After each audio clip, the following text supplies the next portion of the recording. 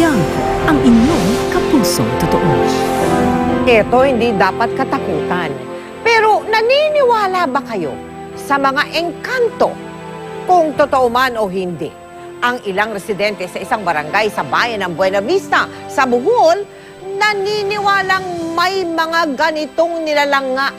Narito po ang ating kwento. Napadpad tayo rito sa barangay Kambuhat, sa bayan ng Buena Vista sa Bohol. Namangha kami sa ganda ng Kambuhat River. Isa raw ito sa pinakamalinis na ilog sa buong bansa. Ang paniniwala ng mga residente dito, tahanan ito ng mga umano'y engkantong agta.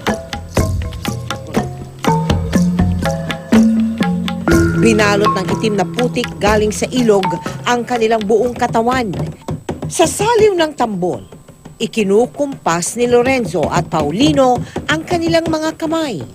Ito ang sayaw na inagta sano sa Kambuhat River. Isang tradisyonal nilang seremonya ng pagkilala at pasasalamat sa mga engkantong agta.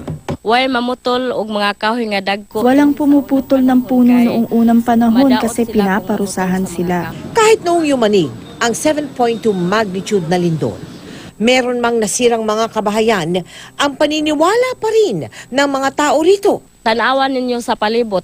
Walang masyadong nasira ang lindol dito. Naniniwala kami na pinoprotektahan nila ang lugar kasi dito rin sila naninirahan.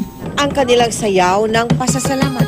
Ito rin daw ang kanilang alay sa atin dahil kabilang ang kanilang barangay sa mga sinadya ng ating Operation Bayanihan sa bayan ng Buena Vista.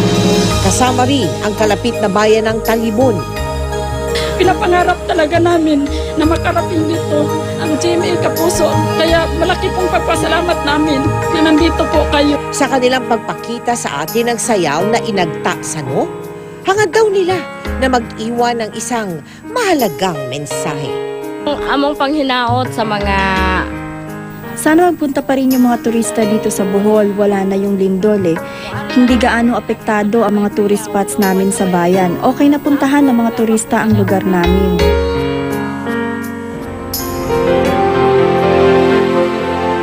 Matapos ang 2 linggo, hindi pa rin nawawala ang takot o trauma ng mga residente, lalo na po ng mga bata doon. Unti-unti na rin itong lumalabas sa kanilang mga ikinikilos.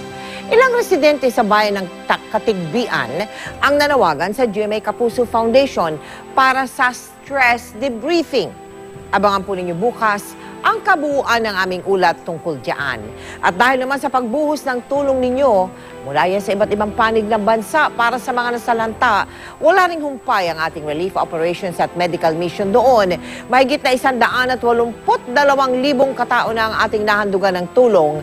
Nagpapasalamat po kami sa ating mga cash donors, gayon din sa mga nagbigay ng material donations. Maraming salamat din po sa ating mga volunteers at partners. Para po sa mga nais na maghatid ng tulong o magpahatid ng tulong o donasyon, yan, naka-flash po sa inyong screen. Ang ating drop-off center sa Cebu at Bohol, maaari din po kayo magsadya o tumawag sa aming tanggapan, magdeposito sa aming bank account o sa anumang sangay ng Cebuana Luwalier o mag-log on sa www.kapusofoundation.com.